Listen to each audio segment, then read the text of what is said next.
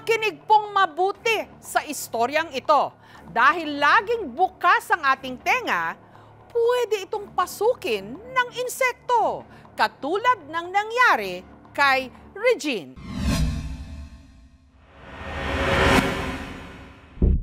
May dalawa itong antena, 3 pares ng paa, at katawan na paliit ng paliit pagdating sa buntot. At kung kumilos, parang isda.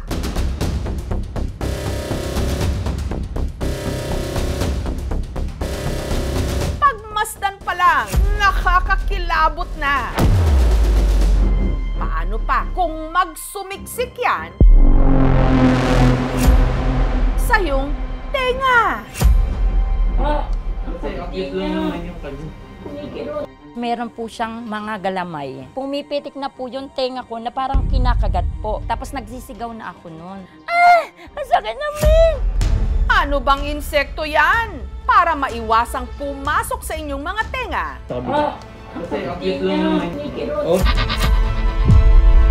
Makinig kayo.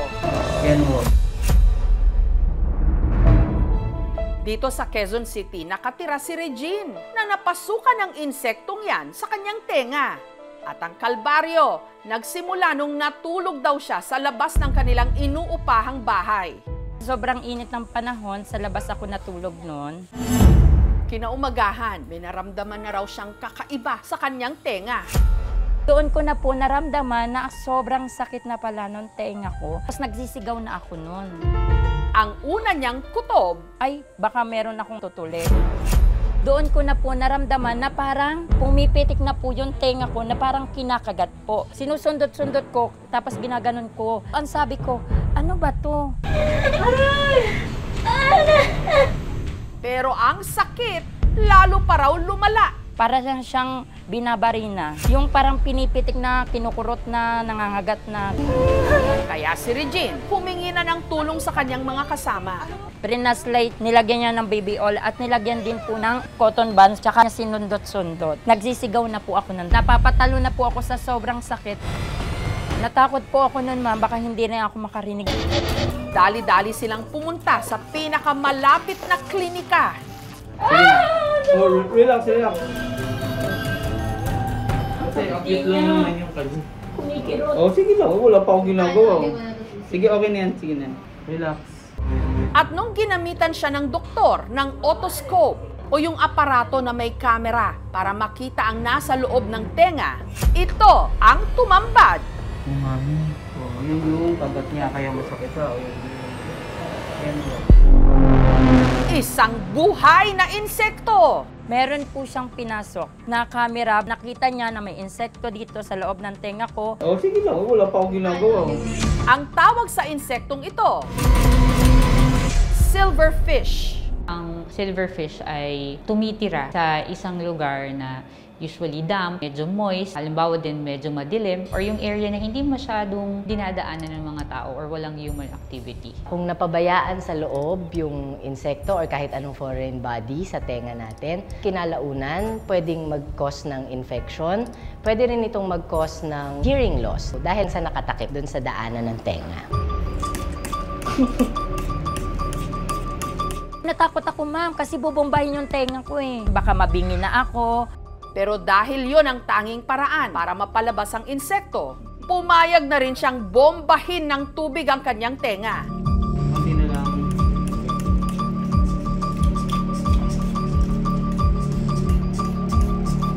Hanggang ang nagsumiksik na silverfish sa kanyang tenga, tuluyan nang nailabas. Mali ko niya. Yan na po ba yun? Ang ginhawa po sa pakiramdam, maliit lang po yung insekto pero sobra po yung sakit. Niresetahan po ako ng doktor ng mga pampatak sa tenga para po gumaling. After 3 days po, gumaling na po yung sakit. Okay naman po yung pangrinig ko. Nanami. Gayunman, nag-iwan ito ng mga sugat sa loob ng kanyang ear canal. Ayan, nagdugo. Ayan yung kagat niya. So, ayan, namula yung ano, Oo nga, Mi. Dahil po siguro sa hindi siya makalabas, kaya kinagat ako ng insekto. Pero kung ang isang entomologist ang tatanungin o eksperto tungkol sa mga insekto, ang mga sugat sa tenga ni Regine, malabong kagagawan ng insekto. Most likely, dahil na-irritate sa pag-insert ng matalas na object, siguro habang pinupull out yung silverfish. Kasi cute lang naman yung kagi. Ayan, nagdugo. Ayan yung kagat niya. So, ayan, namula yung ano. Oo nga, Mi. Hindi masusugatan ng silverfish ang balat ng tao. Hindi tayo ang preferred niya na pagkain. Ang preferred niya na kainin ay papel. Dahil laging bukas ang ating mga tenga, ano ba ang dapat gawin kung pasukin ito ng insekto? Huwag nating kalikutin. Baka mas lalong makalala pa sa sitwasyon. Pwedeng maitulak paloob yung object. Pwedeng mabutas yung eardrum natin. At pwede ring lalong ma-agitate yung insekto at lalo siyang gumalaw ng gumalaw. Papalala yung mga sugat na makukuha ng tenga natin. Pumunta na tayo sa pinakamalapit na clinic or ER. Kung kunwari sa mga lugar na hindi agad kaya pumunta, kung ang insekto ay buhay pa, pwedeng gawin natin ay patakan ng baby oil, konting patak para lang ma-immobilize yung insekto at hindi na siya makagasgas sa ating ear canal. Paano rin ba maiiwasan ang ganitong problema? Lagi din nating panatiling malinis yung ating paligid, ang ating sarili at iwasan na maraming mga nakakalat or pwedeng mga pagkain na pwedeng tumawag ng ibang insekto. Naglalagay po ako ng bulak sa tainga ko sa tuwing matutulog ako para wala na pong makapasok ng kahit ano. Hindi masyadong advisable na magtakip ng bulak sa tenga. Pwede rin pong makalala minsan sa kondisyon dahil yung mga bulak, pag kinalaunan, kung laging ginagamit, foreign body pa rin naman siya. Maging alerto na lang po tayo sa mga pumapasok sa ating tenga. Bulati man yan, insekto man yan, or kahit ano, magpa-doktor na po agad kayo. Ngayong natanggal na ang insekto sa tenga ni Regine, Yan na po ba yun? woo! Abot tenga na rin ang kanyang ngiti. Bata na si Ken mula South Cotabato, tinuklaw di umano ng cobra pero himalang hindi raw agad tinablan. Anong meron siyang bertud?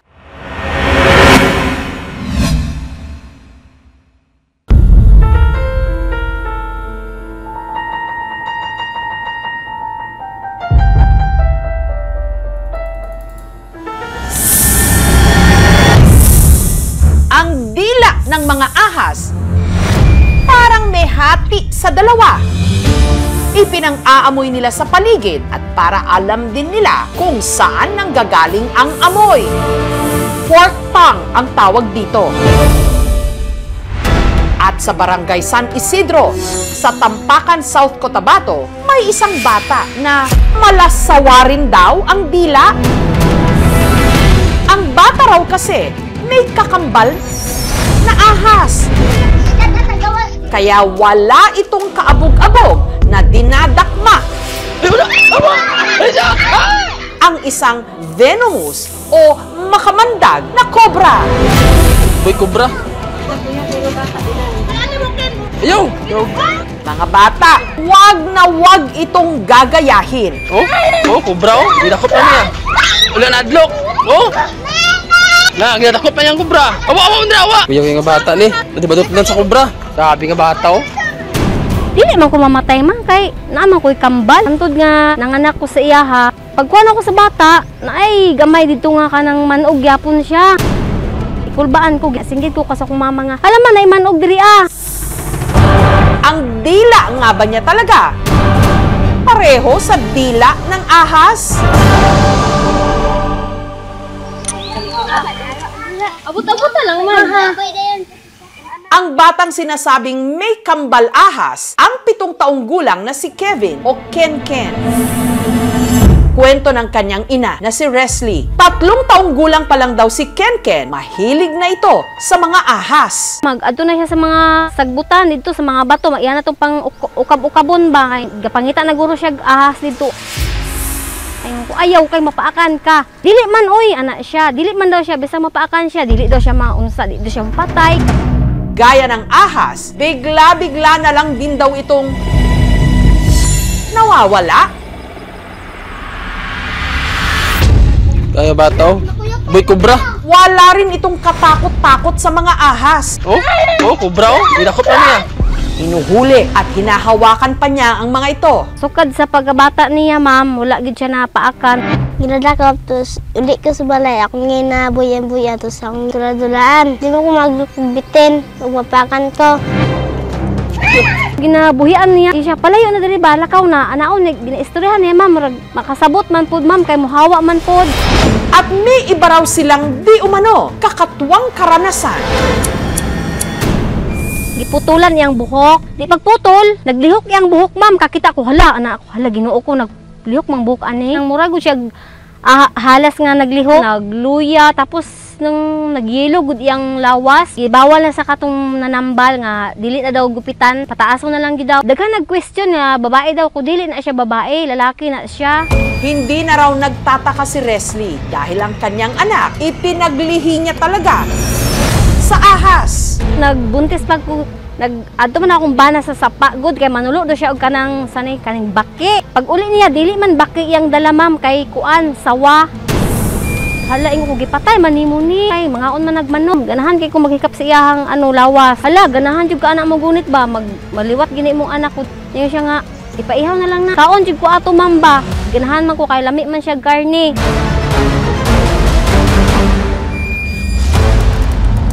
Meron talagang mga tao na naging practice na nga nila yung manghuhuli ng ahas, lalong-lalo na yung sawa, and then kinakatay po nila. Kaya lang sa RA 9147 or Wildlife Protection and Conservation Act, bawal din talaga. Pwedeng makulong 1 buwan o hanggang 1 taon, and magbabayad siya ng 10,000 or hanggang 100,000.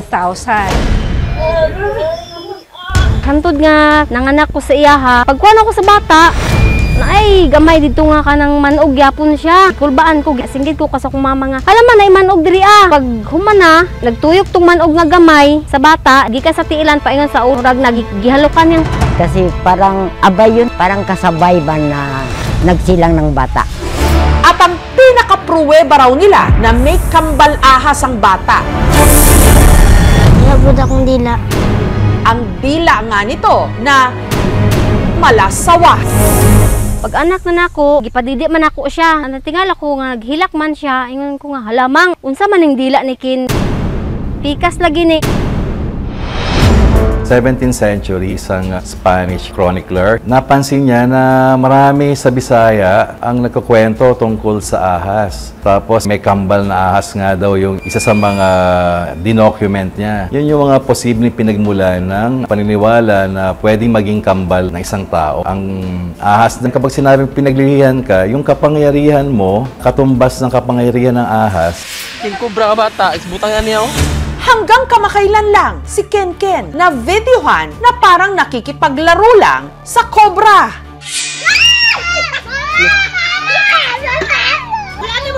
Ayaw! Kuya nga bata ni. Nadibadot lang sa kubra. Sabi nga bata ni. Hanggang sa pakawalan din niya ito. Pero ang cobra, muling hinuli ni Ken Ken at isinilid sa lata. Oh, kubra, oh. Dinakop na niya. Wala na adlok. Oh! Ilang beses pa itong nakapiglas at nakawala. Wala! Awa! Ay, siya! Ah! Niso nga bata. Sabi nga bata ni. Hanggang nangyari na ang kanilang pinangangambahan. Si Ken Ken natuklaw. Pakan siya. Yung mga cobra, they possess what you call neurotoxic venom. So, they attack the nervous system. Pinapahinto ng kamandag nila yung kakayahan nating huminga. So, usually, yung mga patients na nakakagat ng mga cobras, mamamatay sila dahil sa respiratory failure. Pwede itong makamatay na mabilis lang na panahon, no? Minsan kalahating oras or even shorter. Gayunman, parang wala lang daw nangyari kay Ken Ken. Kuya nga bata ni. Nadibadot lang sa kubra. Katunayan ang cobra, inuwi pa niya at isinilid sa sako. Ingon niya, dili jud niya ipapatay ang kubra. Karon nara siya iyang ginakuan. Gitanaw jud niya, nagipasulod niya sa sako. Pero may napansin silang nagbago sa bata. Ang iyang mata, murag nalibak. Siguro sa epekto na to sa manog pagpaak sa iyaham. Abi na ko, mamatay na siya, ma'am. With any snake bite, it is automatically an emergency. Basta natuklaw, within a matter of minutes, dapat madala agad sa pinakamalapit na ospital para mabigyan ng antivenom. Kaya agad nila itong isinugod sa health center. Wala man sila pang turok nga anti-venom na siya. Mang, uli lang ta. Kaya ni Muke, kaya rin ako, mang. Dili lagi ko maunsa, mang. Dili ko mamatay. Anak ko, ano man. Naamang ko'y kambal. Hindi ko napakan sa kamot. Hindi ko sakit di bati. Dinala nila si Ken sa manggagamot na ginamitan siya ng ugat ng isang halaman. Gidukdok niya God, tapos gibutang sa kamot ni Kevin, tapos iyahang gitayhupan ang ulo ni Kevin, tapos dire sa tangkugo, dire sa likod, tapos sa samari. Painom siya og lana, ma. Ang gawa lang yan sa mga kinudkod, tapos piniga, ginagawang langis, ginagawang gamot yan. Naa siya diri sa among akaron kay dili siya patulogon og 24 hours. Karon imong gibati karon nga natambalan kan, okay na ka? Uy, salamat sa Ginoo. Kinabukasan, tinawagan sila ng ospital at nagsabing meron na silang supply ng anti-venom. Si Ken agad nagpaturok.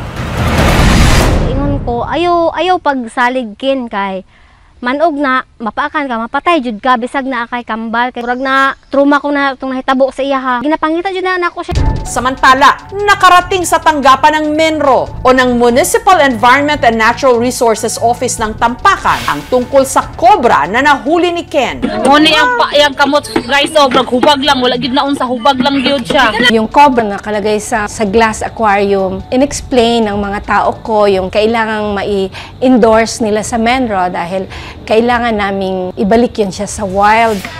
Na nakaka-harm ka dun sa wildlife. In that case, yung ahas na yon, yung mamamatay siya or nasasaktan siya or naapektuhan niya siya dahil kinukulong nga siya. Dahil nga bata siya, pwedeng ang mapaparusahan is yung parents. Kailangan na ni makagawas para makatawag siya.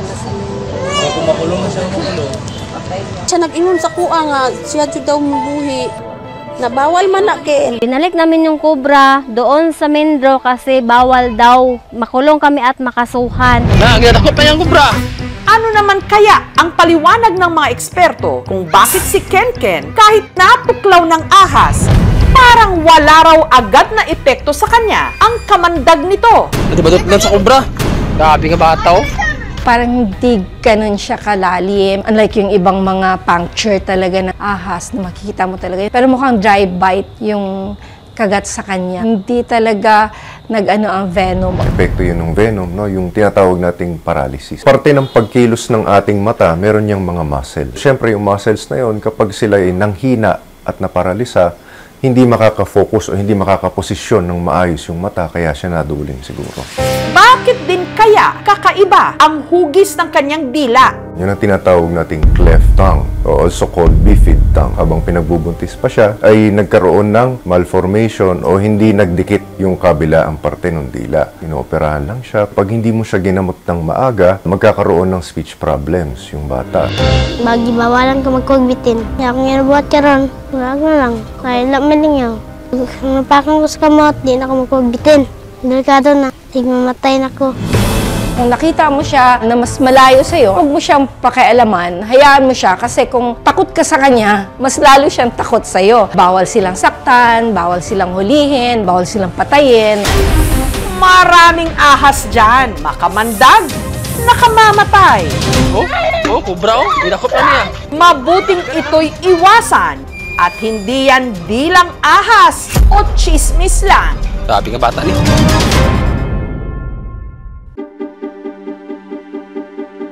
Lalaki mula Quezon Province na binansagang Pinoy Bird Whisperer dahil hindi lang daw niya kayang paamuhin ang mga alaga niyang ibon. Di umano, nakikipag-usap din siya sa mga ito. Sa isang tapik lang ng kanyang kamay, kaya na niyang mapalapit ang uwak. Ang galing talaga ng bagwis ko, aba. Wandere, si Warrior. Marunong nang tawagin sa pangalan niya. Nakakatuwa naman. Ang ibong kakatil, kapag siya'y sumipol, dumadapo na sa nakataas niyang mga kamay. hinahalik-halikan pa siya nito. Guys, at iyan yung mga maamo kong Maya. Ang napakailap namang mga ibong Maya, pumailan lang ang kanyang sipol. Lumipad-lipad na sa kanyang harapan. Disney Princess yarn? Pati nga sa higaan, ang mga ibon, kabanding niya, nakatambay sa kanyang mga daliri at kamay. Maya, halika!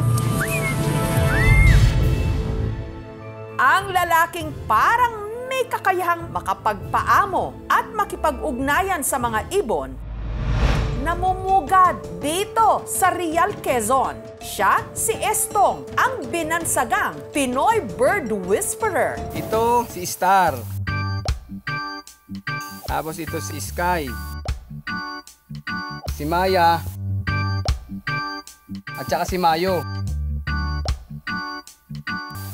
Si Bagwis, ang aking alagang uwak.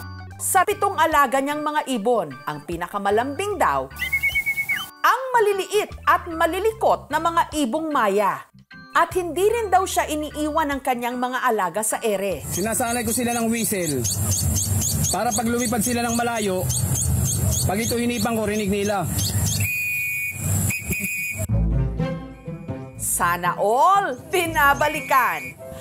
Paalala rin ni Estong, don't touch his birdie, Bagwis. Hindi mo pwedeng pakawalan kapag kasama yung ibang mga ibon kasi masyado siyang siloso at agresibo. Kahit yung kapwa niya uwak, magpaplano pa lang lumapit sa akin, sinasalubong na niyan. Siya talaga ang mayor sa lahat ng alaga ko. Sa lahat po ng ibong ko, ito si Bagwis ang pinakamabigat, mataba at pinakamatapang. Pero mabait at sweet naman pag nakuha mo yung ugali niya. At dahil laging init naman ang kingfisher na si Sky, araw-araw daw kung kanyang paliguan. Aplas-aplasan mo lang siya ng ganun, naiinitan din ng mga ibon. Ang kanyang mga ibon, spoiled pagdating sa pagkain. Ang pinapakain ko sa mga ibong ko ay cereal. Yung mga Maya, bigyan mo lang ng palayan o kaya dinurog na bigas. Masaya na yan eh. Sa mga uwak ko, dog food. Ito yung cereal na tinitimpla ko para sa mga alaga kong ibon. Tinatakalan ko lang siya nung sasakto sa kanila para hindi naman nasasayang. Hanggat maaari yung tubig na ilalagay nyo ay yung maligamgam. Tsaka nilalagyan ko rin ng dextrose powder, kaunti lang, para makatulong na rin sa kanila anti-dehydration. Sa isang linggo baka nasa 450 naman yung gasto sa pagkain. Kaya si Estong gumawa ng reels. Ang kita niya rito, ang pinagkukuhanan niya ng panggastos ng kanyang mga alaga, pati na rin ng kanyang pamilya. Bagwis! Awak! Meron akong video, kumita siya ng kulang-kulang 40,000. Pati yung anak ko napatalon, wow tatay, makakagraduate ako, makakaluwas na ako ng Maynila. Ang turing daw ni Estong sa kanyang mga ibon, hindi lang pets, kundi parang mga tunay na anak. Alas 4 ng madaling araw, dapat gising ka na kasi papakainin mo yung ibon. Siguro nahawaan na rin niya ako ng hilig niya sa pag-aalaga ng ibon. Kasi minsan kinakausap ko na rin niya sila eh. Pagka ako naiiwan sa bahay, para din ako may mga kausap ng mga bata, nalulungkot din ako pagkatahimik sila. Yung mga ibon po kasi ni tatay, parang kapatid na din po namin, kaya parang di na din po kami nakakaramdam ng selos. Watch technician talaga si Estong, ang kanyang mga Maya. Aba, bantay sarado siya sa kanyang pwesto. Habang nagre-repair ako ng relo, nandun sila sa tapat, nasa gilid, nasa ibabaw. Nakaka-amaze po sila. Nakakawala po ng pagod. Nabibilib lang po ako kay kuya na napapaamo niya po yung ibon tapos hindi lumilipad ng malayo. Pag tinawag niya, isang tawag lang nalapit sa kanya. Nangihingi ng pagkain, tinutuka ako, nagagait. Yung iba nagsasabi, antingan daw ako. Pero sinasabi ko lagi sa kanila, wala akong anting, wala akong bertud, wala akong sikreto. Ang sikreto ko lang, mahal na mahal ko sila. Bahagi sila ng buhay ko. Gagawin ko ang lahat, mabuhay lang sila. Bata pa lang daw si Estong, lumaki ng kahalubilo ang mga ibon sa kagubatang sakop ng Sierra Madre. Wala po as in kaming kapitbahay. Kaya doon po nagsimula nang naging kaibigan ko, kalaro ko ay yung mga ibon sa kabundukan. Halos hindi ko po naranasan yung katulad ng mga iba bata naglalaro. Nakakatuwa naman, nakapulot ako ng ibon, Dalawa sila, nakuha ko sa may damuhan, baby pa. Siguro nahulog dito sa puno kung saan pinalilipad ko ang mga alaga kong uwak.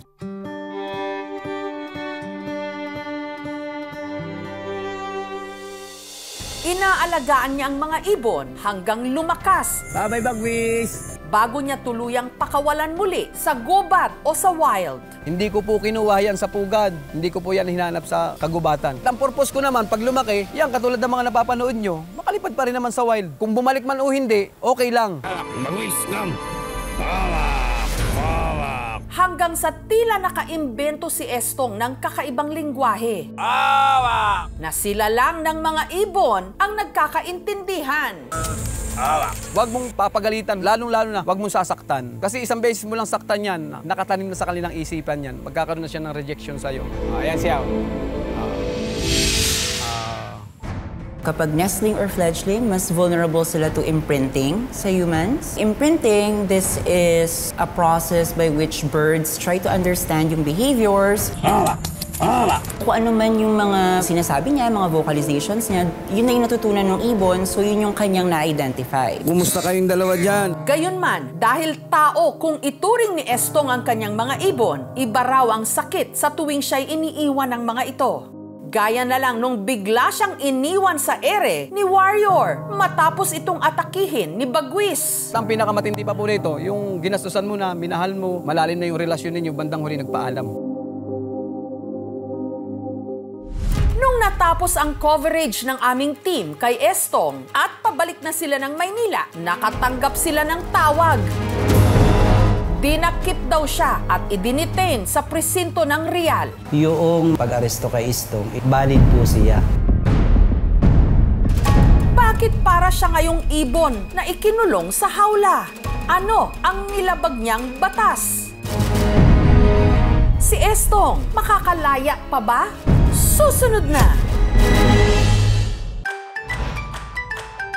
Binansagang Pinoy bird whisperer ng Real sa Quezon na si Estong may kakayahang magpaamo at kumausap ng mga ibon. Guys, at iyan yung mga maaamo kong maya. Pag narinig nila yung whistle, lalapit sila sa akin at magkikita pa rin kami. Kahit anong libang nila sa paglipat guys sa labas, babalik at babalik sila sa'yo. Ngunit nung pabalik na sa Maynila ang aming team, matapos interviewin si Estong, nakatanggap sila ng tawag. May mga pumunta raw na mga opisyal sa kanilang bahay at siya'y inaresto. Kinumpis ka rin daw ang kanyang mga alagang ibon. Ang DENR o ang Department of Environment and Natural Resources kasi hindi pabor sa pag-aalaga niya ng mga ibon galing sa kagubatan o sa wild. Advice namin, kumuha na ng riniso sa ibon natin. At noon pa lang daw, binalaan na nila si Estong. Yung first na pagpunta, the second time na pumunta, I think it is a reminder para sa kanya na better to comply things for purposes na malegalize yung kanyang undertaking. Yung nangyaring pag-aresto kay Estong, masasabi ko na valid po siya. Although pinupuri natin si Estong dahil siya may pagmamalasakit sa mga hayop, pero when it comes to caring the wildlife, nagkulang lang siya dahil kailangan may permit. Ang pagkuha po ng permit para sa pag-aalaga ng mga buhay ilang kagaya ng ibon ay nakasalig sa Republic Act 9147 o yung tinatawag na Wildlife Resources Conservation and Protection Act. Doon sa penalties po pwede siyang mapatawan ng pagkakakulong. Depende sa kung anong klaseng hayop yung nakuha sa kanya. So kung ito ay nasa listahan ng mga critical na endangered species. Samantala, halos 4 na araw mula nung nakulong, si Estong pansamantalang nakalaya matapos magpiyansa ng 3,000 pesos. Ako ay nangangako, natutupad po sa batas kung ano po ang sinasabi patungkol po sa permit ng pagkikare po ng mga ibon. This coming July 9, magkakaroon po ng arraignment and pre-trial. Original sound ng mga huli ng ibon ang inyong naririnig. Sa totoo lang po, ang layunin ko naman talaga sa pagbablog ko ng mga ibon, awareness na rin dun sa mga tao na nakakapulot ng mga baby ibon na walang kakayanan na buhayin ng kanilang sarili. Pero malaya man na, binibihag naman daw siya ngayon ng kalungkutan. Ang kanya raw kasing mga ibon, hindi pa rin ibinabalik sa kanya. Ibang-iba na yung atmosphere ng bahay namin ngayon. Talagang sobrang lungkot na po dahil wala na rin ako nakikitang mga ibong ko. Yung mga na-confiscate sa kanyang birds dahil na-turnover na sa DNR at mayroon naman ang DNR na Wildlife and Rescue Center, I think hindi na po mapapabalik sa kanya. Pag pinakawalan mo siya in the wild, di rin niya alam yung gagawin niya. Kasi hindi yun yung kinalakihan niya ng setting. Hindi dapat basta-basta nire-rescue ang mga nakikita, lalo na yung mga sakit. Kasi hindi mo rin alam kung yung sakit na yun ay nakakahawa ba sa tao o nakakahawa sa domestic animals. Sa mga nakakapanood nun, aakalain nila na pwede ka mag-rescue or pa-imprint, mag-train ka ng mga ibon sa wild. Dapat hindi. Kasi dinidisturb mo yung kanilang natural behavior na imbes na kumakain sila sa natural environment, natututo silang umasa sa'yo. Yung mga ibon po naman, kahit pakawalan ko po, kita naman ninyo sa mga video, talaga pong sila ay babalik at babalik at ako po ay laging sinusundan. Nakikiusap ako, wag po nilang alisin yung pagbablog ko po ng patungkol sa ibon. Siguro kung gusto po nilang salain, pwede po nila akong turuan. Pambihira nga kung isipin ang kakayahan na magpaamo ng mga ibon. At makahanap ng paraan para kayo'y magkaintindihan.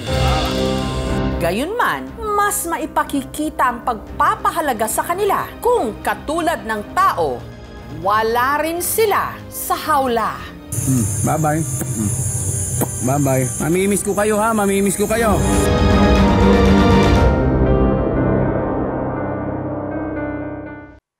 Thank you for watching, mga kapuso. Kung nagustuhan niyo po ang videong ito, subscribe na sa GMA Public Affairs YouTube channel. And don't forget to hit the bell button for our latest updates.